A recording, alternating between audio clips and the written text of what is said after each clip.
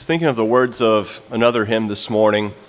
He whose heart is kind beyond all measure gives unto each day what he deems best. Lovingly, it's part of pain and pleasure, mingling toil with peace and rest. I certainly know that a fair number of folks in the congregation here have experienced the truth and of the sentiments of that hymn, where God, in His divine and almighty and all-loving wisdom, knows that what I need today may be the peace and the rest, or it may be the adversity. It's all designed to draw us closer to Him. And I hope that we never resent the methods that our God uses to bring us home together with Him. And I pray, and I'm mindful of so many in the congregation, as was announced and mentioned this morning, whether it's losing a granddaughter, niece, good friend, but we also say hello to others. And I'm thankful for the Flats as well, and that joy that they have in their family. And I'm so delighted that the Carvers are with us now, I guess in an official way. Joe and Leah, we're so thrilled to have you with us and part of the group here, that we would now be in part known and identified by who you are as well, part of the group.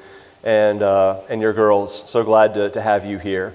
And it's not just that I respect and appreciate you, I like being around you guys. And I've enjoyed having Lucy and Liv in class.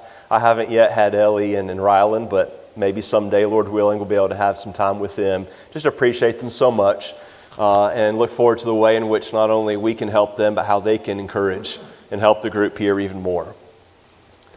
Well, I encourage you to listen carefully to the story this morning that we have from the Word of God. There's a king named Hezekiah.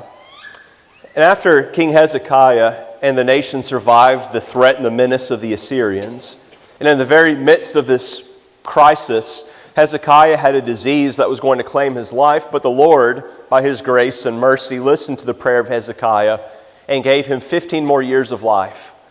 And after these spiritual and emotional highs of his life and career as a king, he invited some emissaries from a far, far away city and land called Babylon to come and visit him. And at this point in history, Hezekiah was delighted to make friends with the Babylonians. It never hurt to have some friends who could also be a menace to the Assyrians on their southern flank and keep them honest. And so these emissaries from Babylon came, and Hezekiah just rolled out the red carpet for them. And he showed them the riches and the wealth of his household, and the royal family, and the royal treasures. And he opened up the house of Yahweh, their God, and showed them the riches and the wealth of all that was in the temple complex.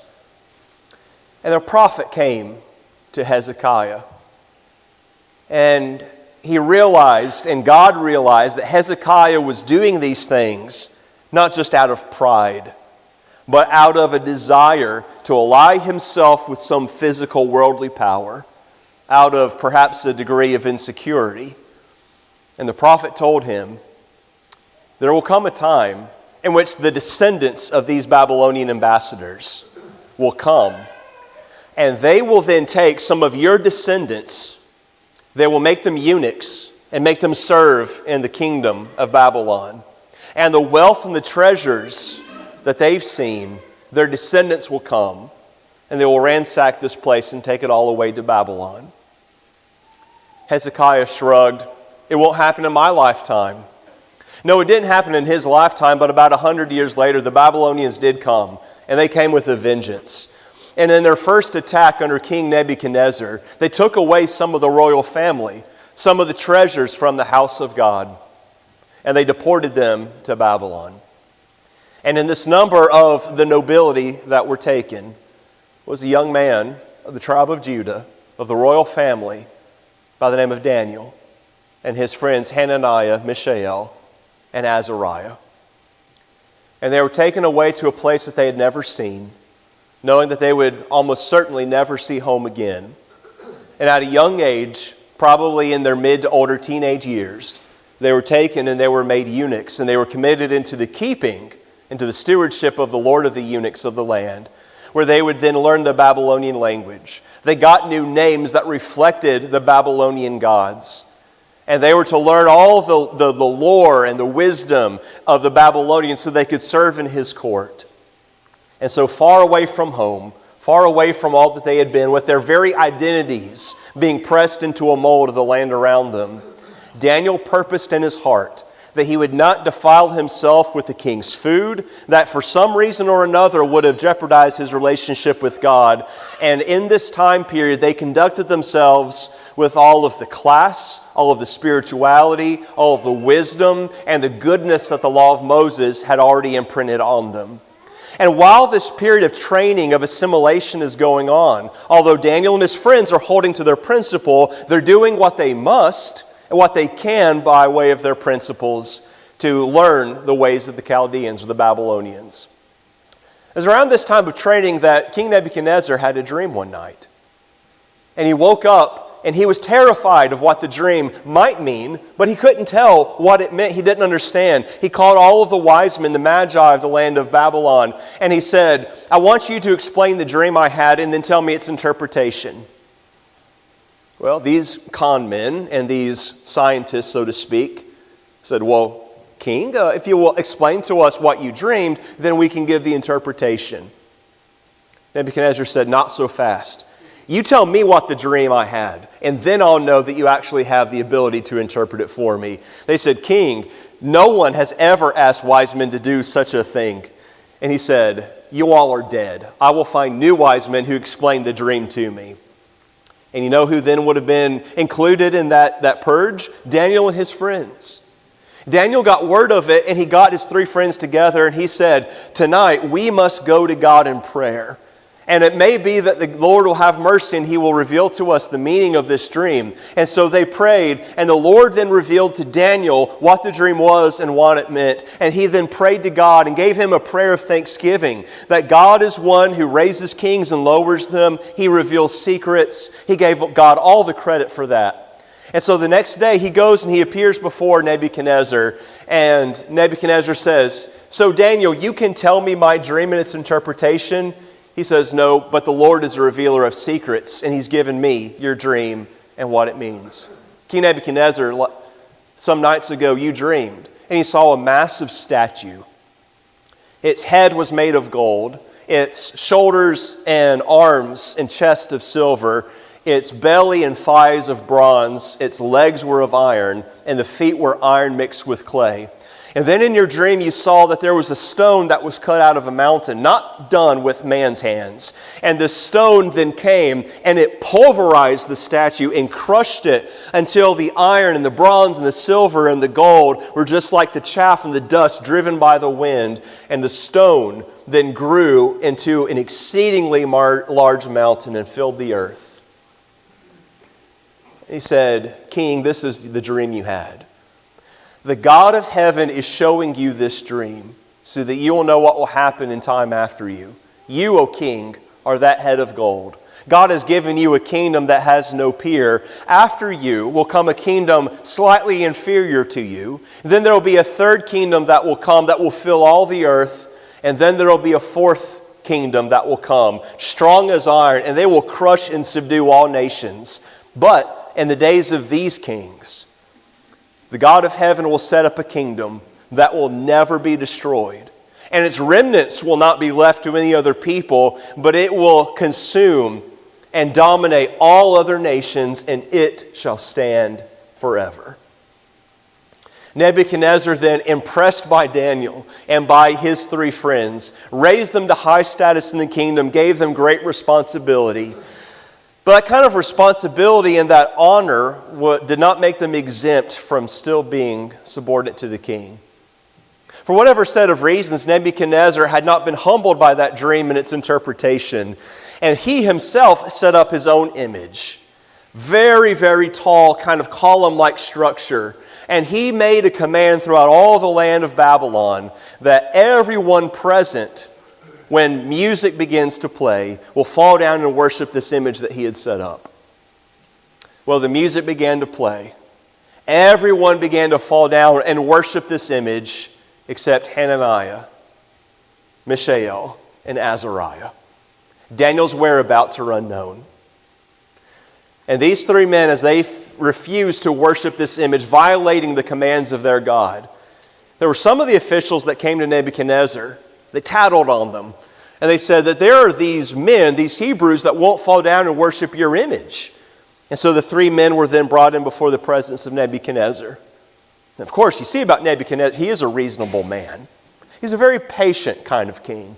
And so he said, is it true, giving their Babylonian names, Shadrach, Meshach, and Abednego, is it true that you will not fall down and worship this image? And as if to say, well, maybe it wasn't clear.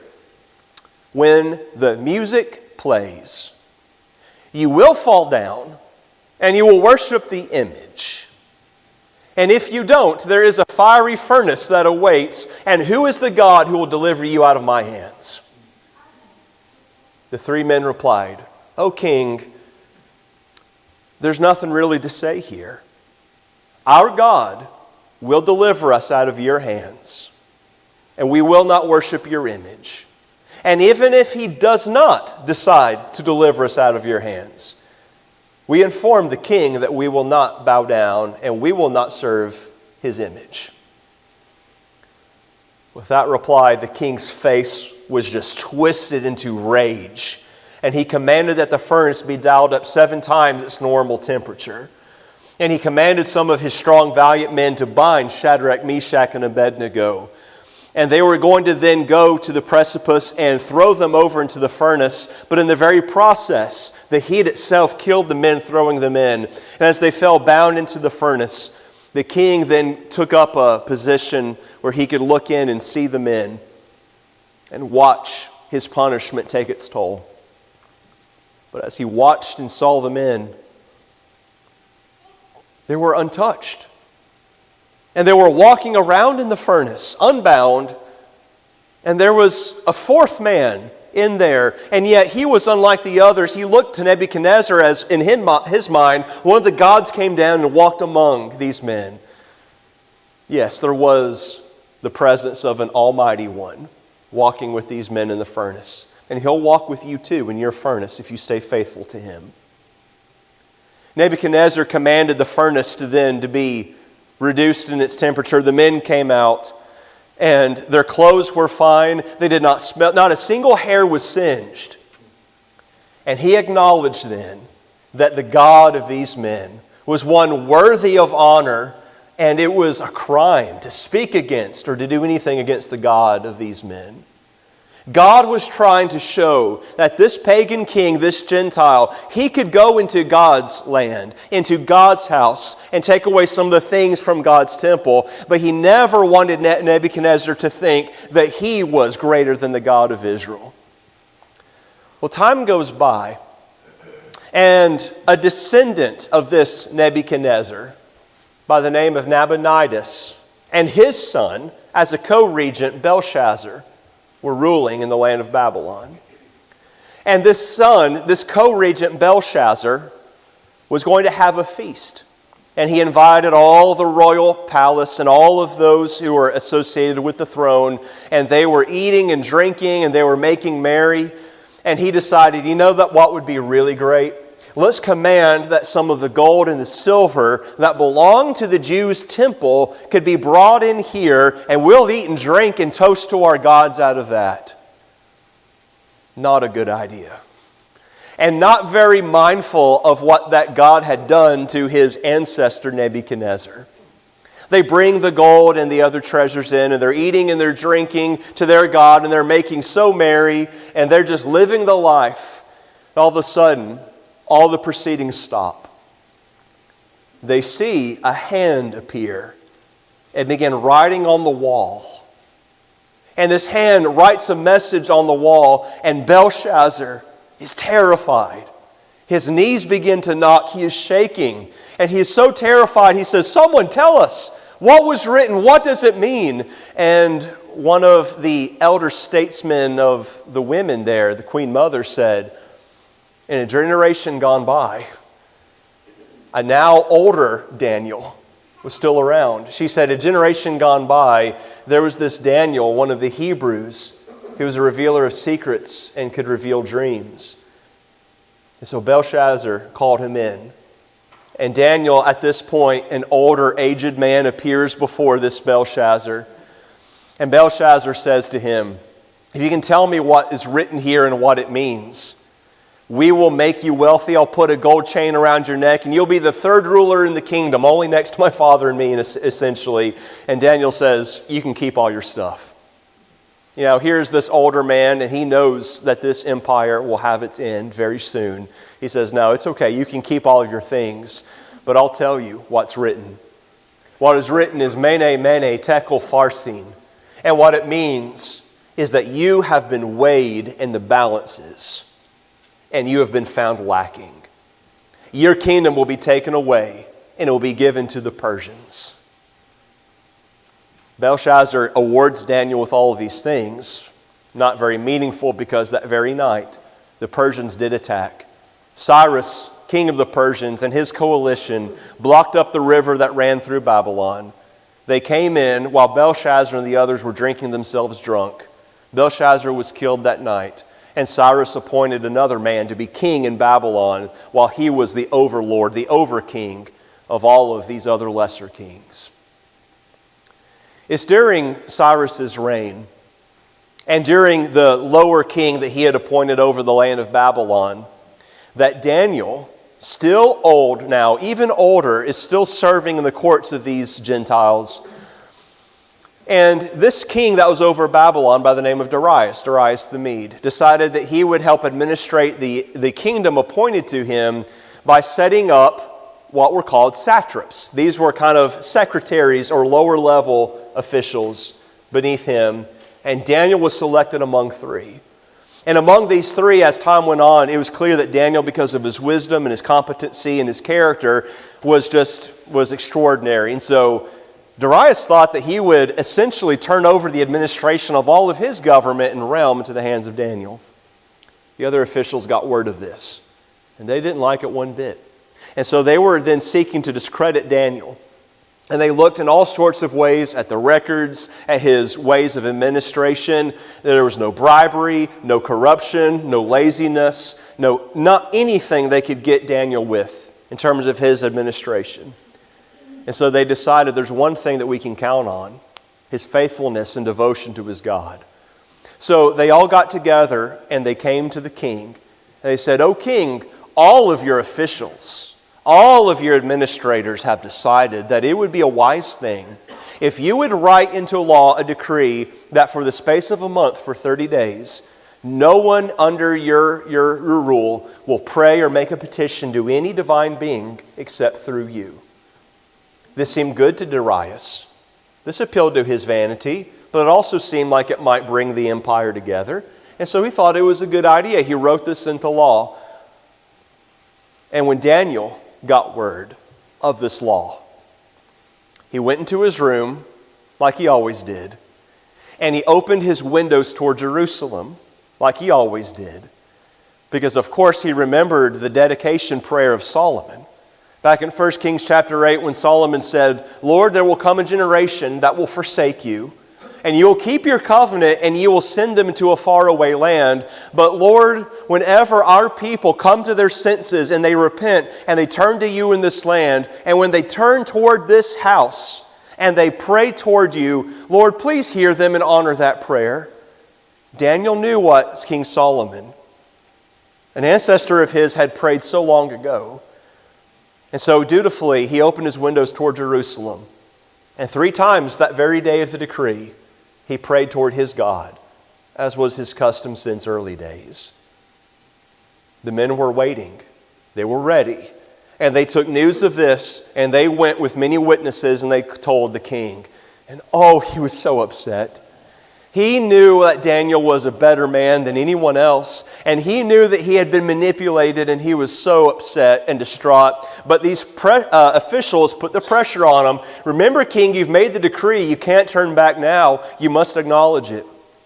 And so the king then, according to the decree and its penalty, delivered Daniel to be cast into a den, a pit of lions.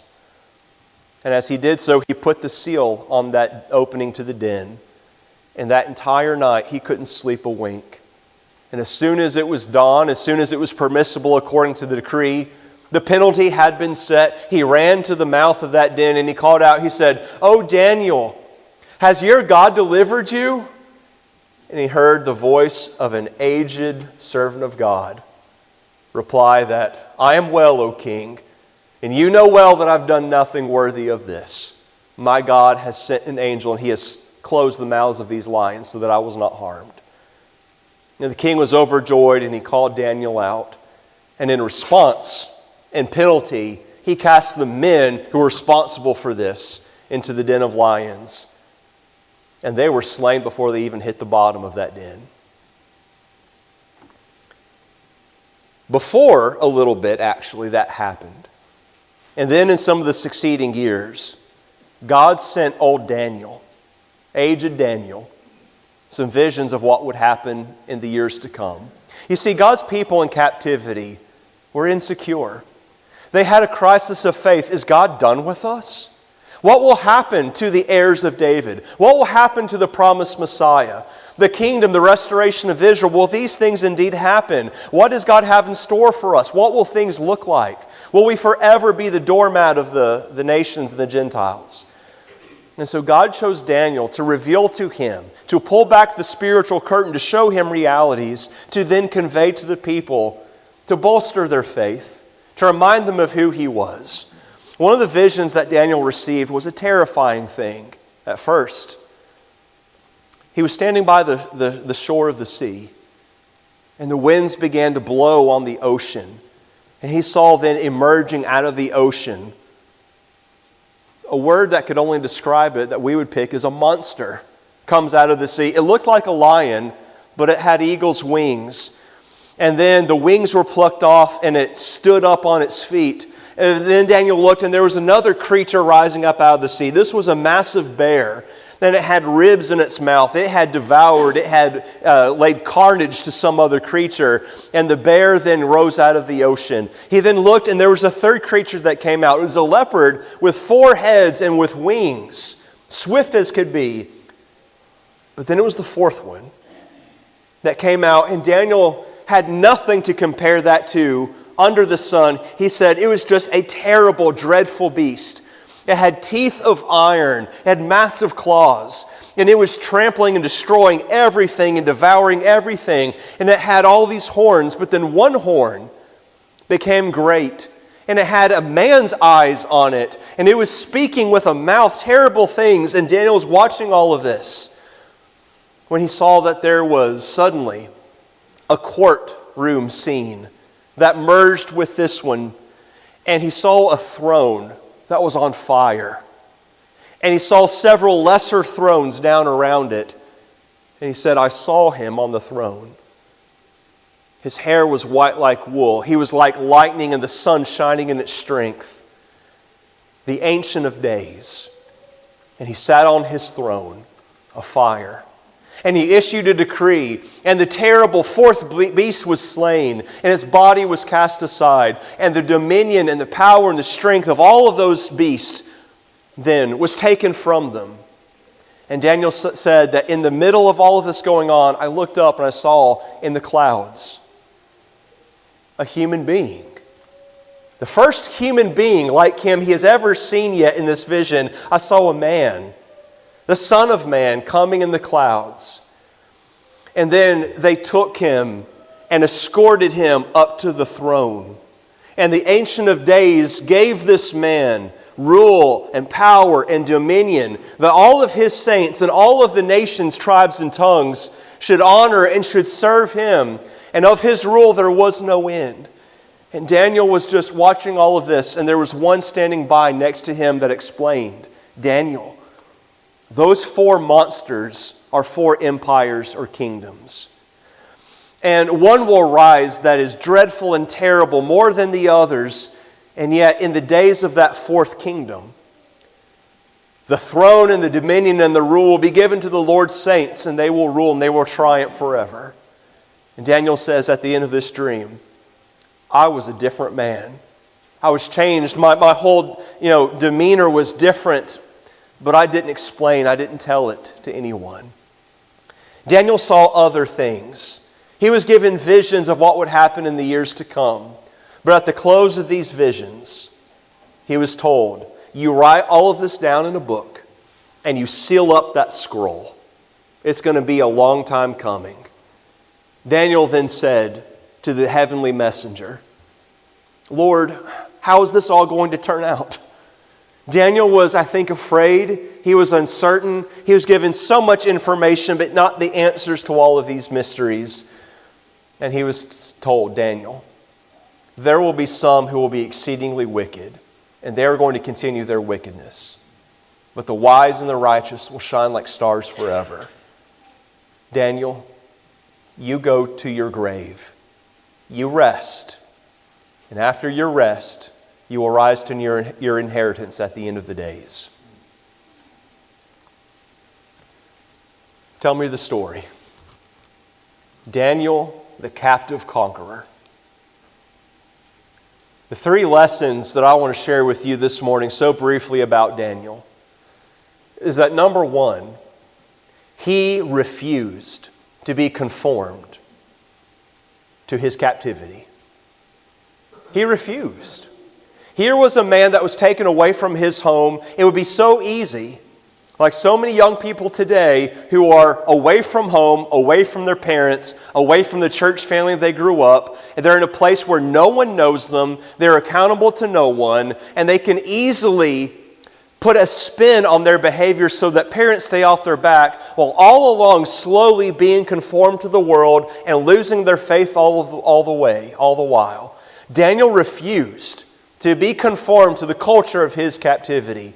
And we as God's people, I think we have long known, the Lord's people have long recognized that the Babylonian captivity is like a metaphor or an image or a foreshadowing of what you and I are in today. We are the saints of God in a land of captivity. The whole world lies under the sway of the wicked one. This is the world that is at enmity with God. And we are living now in this era before the remnant is called to go back home to Zion, heavenly Zion. And we must be like Daniel in that we are here in this world, but we are not of this world. And just like there might be a diver who goes deep under the waves of the ocean, there is the pressure all around him, and yet he's breathing air from above. That's what you and I are like. We do experience immense pressure to conform, to speak, to dress, to have ambitions pressed upon us by the world around us. But we breathe air from above, and we have protection that is sent from above from that pressure around us. Of God's people, one of 2 things are true. You are either more comfortable around those of the world because your sensibilities are more like theirs, and you're uncomfortable around the people of God because by their standards and their holiness, they're constantly reminding you of what you're not and of your hypocrisy. Or you are more comfortable around the saints of God because their makeup, the cloth they're cut from, their ambitions, their hopes, their dreams, and their standards are what you aspire to as well. And when you are around those of the world, you never find yourself at ease. Oh, you conduct yourself around them with grace, with wisdom, and with love, seeking to win their hearts to the Lord, but you're not of them. They're not of your tribe. Daniel refused to be conformed to the culture of captivity. Heavenly Zion is for those saints of God now who refuse to be conformed. Be transformed by the renewing of your mind. A second lesson we get from Daniel, the captive conqueror, is that amid all of the stresses and the pressures of his captivity, he sought a deep relationship with God through prayer. We see in chapter 2 as he has the vision then, or he's given the vision that Nebuchadnezzar had in his dream, his recourse was when we're threatened with our lives, when this pressure is upon us, we pray and we give God the thanks. When there was the decree about no worship or no prayer except through Darius the king, he prayed to God 3 times that day. Daniel continually sought a relationship with God through prayer. That is the outlet. That is the source of strength for the disciples of God today. When you receive pressure, when you are tempted, when times are good, you pray. Pray without ceasing. And our ability and willingness to pray to God is completely dependent upon our faith that someone is listening. If you go week by week, month by month, or year by year, and those sermons that you ought to pray, you need to pray, and you're always throughout your life thinking, oh yeah, that applies to me, that applies to me. There's a time to grow to spiritual adulthood and for those lessons to stop needing to be applied to you, to where you have disciplined yourself to seek your God through diligent, constant prayer. It's okay for the young ones, it's okay for the one who's gone through a crisis to get the reminder, to have the fire lit under them. You need to pray to your God. But if that's always the story of my life, then I'm always needing those lessons. I'm not growing as I ought. Daniel, the captive conqueror, sought that relationship with God through prayer because he believed there was the Almighty who listened to him. If I struggle to pray, it's because I struggle with my belief that there's really someone there listening and that He is a rewarder of those who diligently seek Him. I need to read and I need to meditate upon the greatness of my God, and I need to see His goodness and His glory around to remind me that there is a God. He is alive, and He loves me so much that He sent His Son for me. He won't withhold anything good from me. Let me go pray. Third lesson about Daniel, the captive conqueror. Here's a man that in his youth he saw Zion ransacked by the Gentiles and the heavenly seed and people back in Babylon, back in Mesopotamia, where Father Abraham left so long ago, uprooted out of the promised land, no heir of David ruling on the throne. And he was informed, in human sight, there is no end to this in sight. Daniel trusted in a changeless God in changing times. That's the third lesson I get from Daniel, the captive conqueror. He trusted in a changeless God in changing times. As he saw those visions about the statue, he saw the vision of the four monsters coming from the sea. And later, as he saw a vision about the Persians and the Greeks, and he saw a vision about the king of the north and the king of the south, and them having a tug of war over the promised land, and about terrible kings who would come and oppress the people of God, Daniel, throughout all of this, had faith that the God who could see over all of the landscapes and vistas, the valleys and the mountains of human history and time, was a God that does not change. His covenant does not change, and that He is faithful. And one of the most beautiful hearts of the book of Daniel is actually one that we didn't mention. It's a prayer of repentance and a prayer of a plea for restoration in chapter 9, when he acknowledges, God, all of these things that have happened to us, we've deserved it. We have earned this treatment from your hands. We have forsaken you. But you are righteous and you are changeless and you keep your covenant. Lord, please forgive. Please restore. Please send those of us who can go back. He trusted in a changeless God in changing times. I don't know what's going to lie in store for our country or for our communities. I don't know what kind of world, when I'm long gone and Lord willing my son or sons, Lord willing, or old men, what kind of world they will face, what the church will look like, who will be faithful, who will be around to help. Will they face the temptations? Are they equipped to do it? What of the kingdom of the Lord in this world? I don't know what the future will hold. I cannot tell you what later today will hold to me and what it will look like for you. I do not know what tears, what battles the Lord will deem necessary for you to go through before you reach the end of your way. I can only know one thing. Jesus came and He died for me. And He was resurrected and He rules for me. And He is the Son of Man who rules upon the throne that was not cut with human hands, and His kingdom will stand forever. And even if there is a generation in which not a single soul on this planet living is faithful to Him, His kingdom still exists and it will endure forever. And if it lasts long enough, there will be further generations who come across the seed of God, and the kingdom can grow and it will thrive. The kingdom does not depend upon me for its survival. It does not depend upon us, but He will use us. And I must have faith in that God, that no matter what I go through in this life, He will call me home.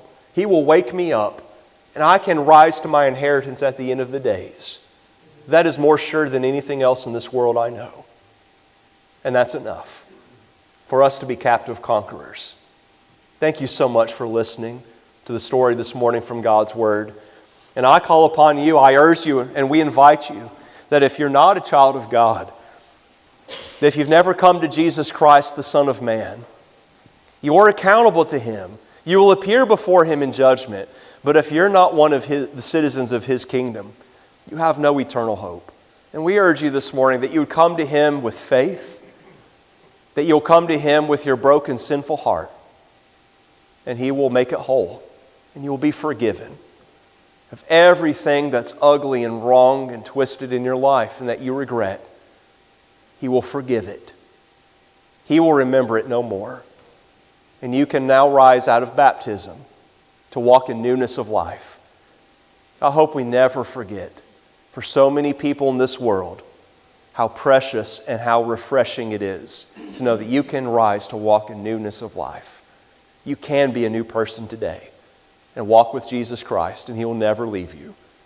And dear Christian, if your faith has faltered, if your prayers to God are simply a matter of what we do here and of just a ritual that just rolls off your lips without thought at home, I hope that in all ways this morning that you will see in Daniel one of the best of us, a man yet with sin who needed the Lord's grace, but he is a model for all of us of what God can do through even what the world might look like as small resources.